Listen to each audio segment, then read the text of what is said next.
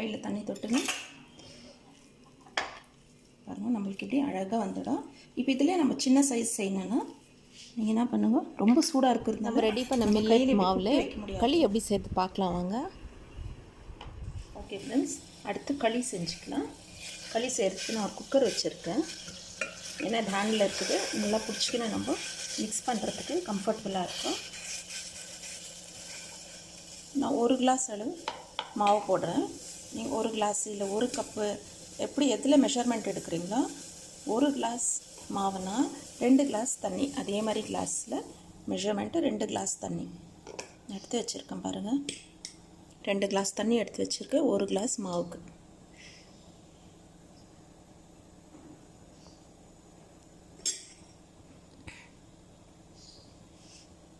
இப்போது குக்கரில் தண்ணி ஊற்றிக்கலாம். 2 கிளாஸ் தண்ணி ஊற்றிக்கலாம்.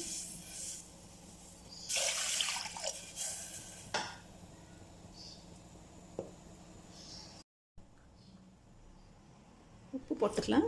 களிக்கு உப்பு நான் 1 டீஸ்பூன் அளவு உப்பு போட்டிருக்கேன். அப்புறம் ஜிஞ்சர்லி ஆயில் ஊற்றிக்கலாம். நீங்கள் கீ இருந்தால் கீ கூட ஆட் பண்ணிக்கோங்க, நார்மல் குக்கிங் ஆயில் கூட போட்டுங்க. நான் 1 ஸ்பூன் அளவு ஜிஞ்சர்லி ஆயில் போடுறேன். இந்த தண்ணி குக்கரில் நம்ம உப்பு ஆயில் போட்டது பாயில் ஆகட்டும். அதுக்குள்ளே ஒரு கப்பில் தண்ணி எடுத்துகிட்டு நம்ம எடுத்து வச்சுக்கிற மாவுலேருந்து ஒரு 2 ஸ்பூன் அளவு மாவு இதில் போட்டுக்கலாம்.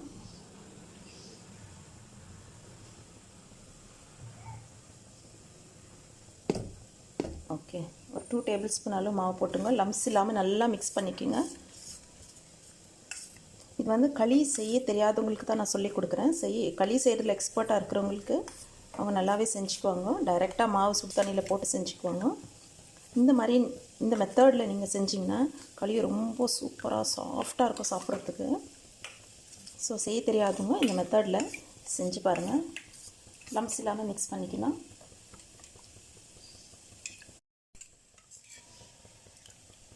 நம்ம லம்ஸ் இல்லாமல் மிக்ஸ் பண்ணிக்கணும்.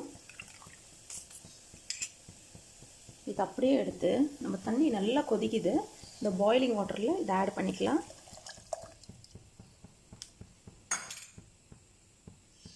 அப்புறம் ஒரு உடன் ஸ்பூனு இல்லைனா உடன் ஸ்டிக் எதுனா எடுத்துக்கோங்க மிக்ஸ் பண்ணுறதுக்கு.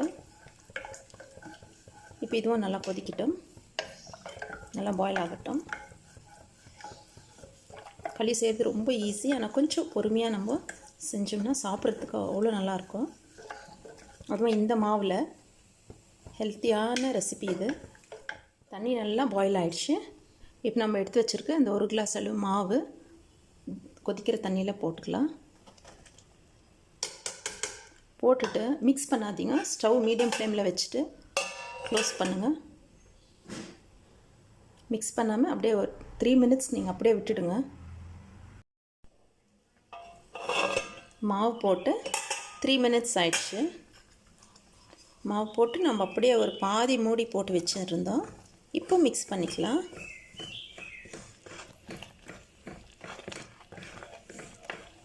நல்லா மிக்ஸ் பண்ணிக்கோங்க, லம்ஸ் இல்லாமல் நல்லா மிக்ஸ் ஆகிடும்.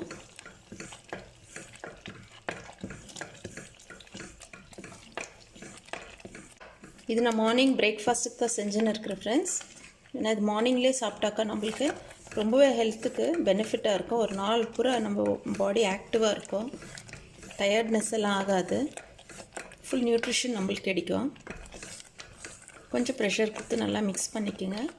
இந்த ஹேண்டில் பிடிச்சிக்கின்னு நீங்கள் நல்லா மிக்ஸ் பண்ணிக்கோங்க.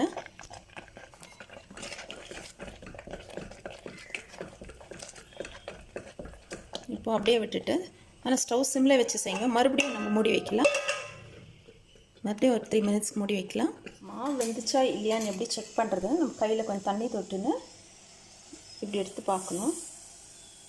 கையில் ஒட்டலைன்னா மாவு வெந்துச்சுன்றது. பாருங்கள், மாவு ஒட்டக்கூடாது, இன்னும் கொஞ்சம் வேகட்டும். அது பாருங்கள் கொஞ்சம் ஒட்டுது லைட்டாக. அதனால் இன்னும் கொஞ்சம் நேரம் நம்ம மிக்ஸ் பண்ணிவிட்டு க்ளோஸ் பண்ணி வைக்கலாம். இன்னும் ஒரு 3 மினிட்ஸ் நம்ம அப்படி விடலாம். மாவு சுத்தமாக கையில் ஒட்டக்கூடாது. ஒட்டாமல் இருந்தால் தான் அவன் குக் ஆகிடுச்சு, நல்லா களிக்கு மாவு ரெடி ஆகிடுச்சு அப்படின்ற அர்த்தம்.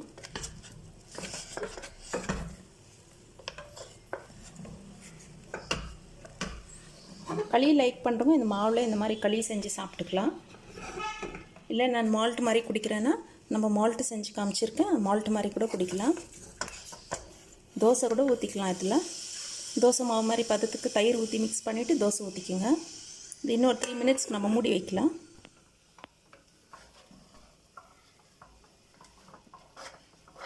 நம்ம இப்படி மிக்ஸ் பண்ணும்போது ஏதாவது லம்ப்ஸ் இருந்தால் கூட நம்மளுக்கு அது நல்லா மிக்ஸ் ஆகிடும், உடஞ்சி.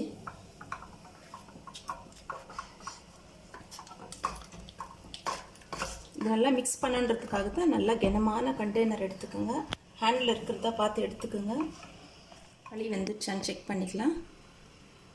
தண்ணி தொட்டுன்னு நம்ம இப்படி தொட்டு பார்க்கணும். களி ஒட்டலை, ரெடி ஆகிடுச்சு. இப்போ செஞ்சுக்கலாம், களி செஞ்சுக்கலாம்.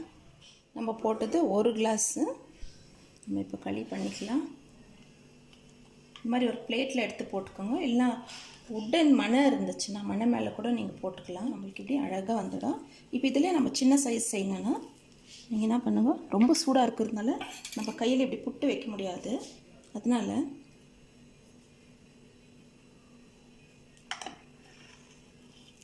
ஒரு கரண்டி எடுத்து கரண்டியில் எடுத்துக்கோங்க.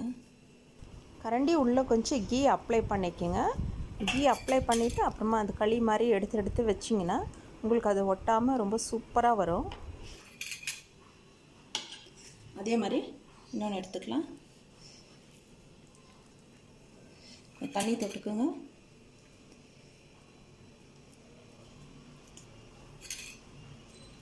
ரொம்ப சூடாக இருக்கிறதுனால நான் இந்த ஐடியா சொல்கிறேன். ஓகே, அதே மாதிரி